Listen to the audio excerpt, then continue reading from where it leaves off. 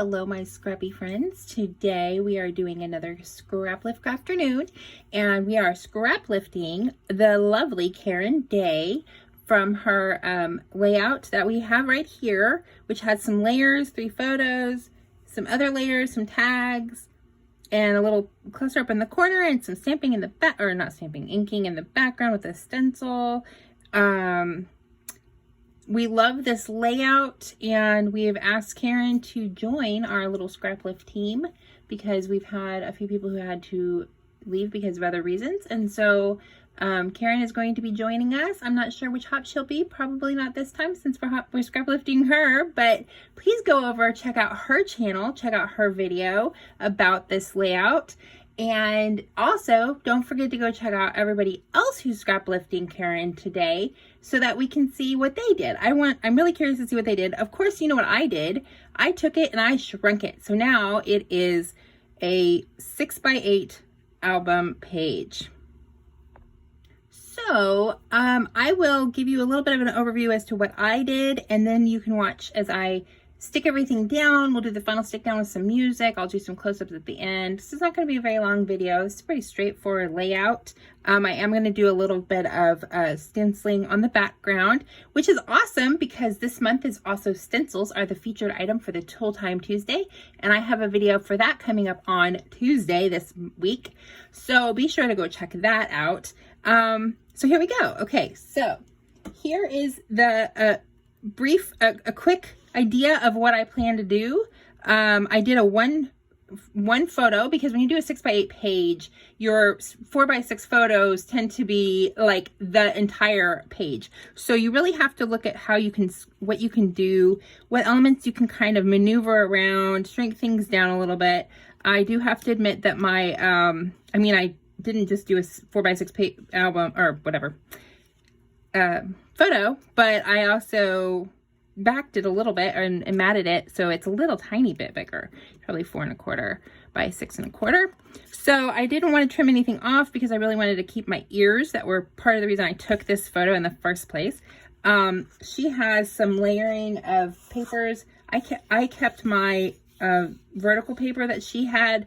Hers was just like a branding strip that she had. I kept mine larger because I just kind of felt like it. I might even have to trim it actually.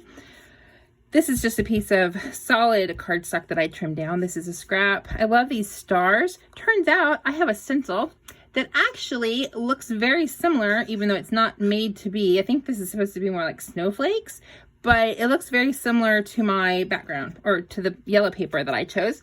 So I'm just gonna use some gesso, and I'm going to stencil this on here.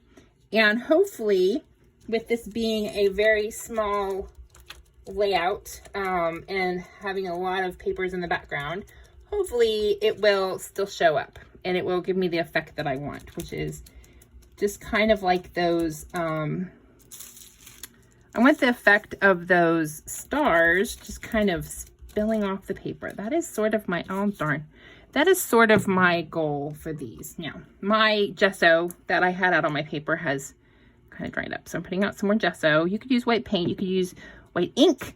I only have gesso is what I have, and it dries very, very quickly.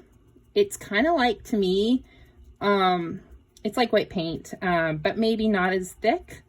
So, and it's made to be like a prep for your surface if you're going to use any kind of wet media on anything, usually on canvases for art, but I don't use it for that. I use mine for doing random things like this. And see, it's smeared there, but that's okay. I don't care. So I'm just holding my stencil down. If I'd planned this a little better, I might have stenciled starting from the top and worked my way down. I might have actually like made a little line to see where my photos and everything in the background are going to go. But at this point, I don't really care. Also, for this stencil, I noticed there is a front and a back. At the very bottom is the name of the stencil, right? This.